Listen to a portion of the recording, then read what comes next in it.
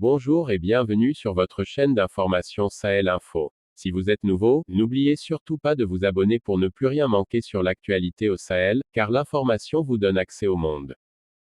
Le Mali vit des moments troubles. Assimi, avec toute sa bonne volonté, a décidé de faire renaître un Mali nouveau. Il veut, selon les credos et les confessions, faire un Mali autre, affranchi des tares et des vices qui nous ont amenés dans les profondeurs des abîmes. Pour cela, il pense certainement qu'il faut restreindre les libertés individuelles d'expression et mettre sous le boisseau les acquis de mars 91 que Choguel, son premier ministre, ne reconnaît pas du reste.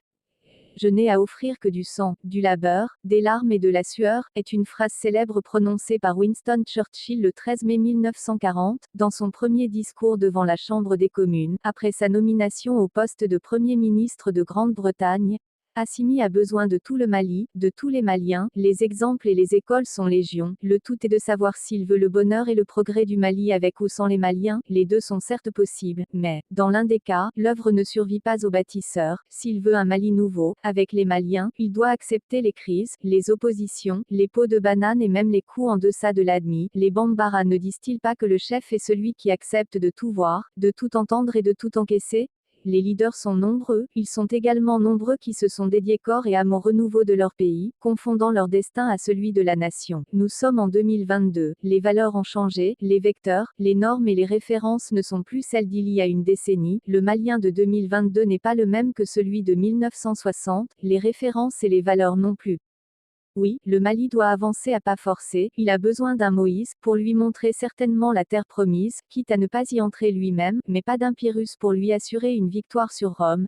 Il faut qu'Assimi soit pédagogue, moins avare en mots et en rencontres. Il faut qu'il descende frayer avec les filous, les ripoux, les corrompus, les truands, les sages, les intellectuels, les calculateurs, les intéressés, les bons, les mauvais, les indifférents, tous sont des Maliens, il est chef de tous, et à ce titre, il ne peut pas être sélectif dans ses fréquentations. 2021 a été horrible, il ne nous appartient qu'à faire en sorte que 2022 soit meilleur, le monde est devenu global et interdépendant, à chacun son destin, mais, on n'a pas besoin de vouloir construire son destin sans les autres. Le Mali peut faire l'économie d'une hostilité inutile à l'égard d'autres nations, grands voyageurs devant l'éternel, il ne nous sied du reste pas d'ouvrir des hostilités inutiles et d'y épuiser nos énergies que l'on peut consacrer à l'édification du Mali avec les Maliens. Nous n'avons à nous comparer à personne, nous n'avons à nous battre que contre nos démons intérieur connu de tous. Avec le sacrifice du sang, du labeur, des larmes et de la sueur, nous y arriverons. Son engagement contre l'impérialisme occidental pour la restauration de la dignité africaine fait rêver la consciente jeunesse africaine. Les sorties vipérines de Macron, Le Drian et de Florence Parly montrent bien que la présence de l'armée française au Mali relève des intérêts autres que la lutte contre le terrorisme. Cette ingérence ubuesque aux allures de mépris et de dédain ravive les soutiens de la jeunesse africaine, bouillante de liberté et étrangère au joug colonial, au colonel Assimi Goïta. Dans le dédale de son opposition farouche à l'arrivée des troupes de Wagner, Paris remet en question la légitimité des autorités maliennes. Le premier ministre malien, Choguel Kokala Maïga serait un enfant de deux coups d'État selon Macron. Faut-il rafraîchir la mémoire du coq déjà connu comme insignifiante? Sur quelle base légale s'appuie la présence des soldats français au Mali?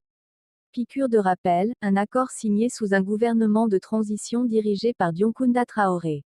Ce gouvernement illégal qui avait sollicité une intervention aérienne, s'est vu imposer une intervention terrestre par la France.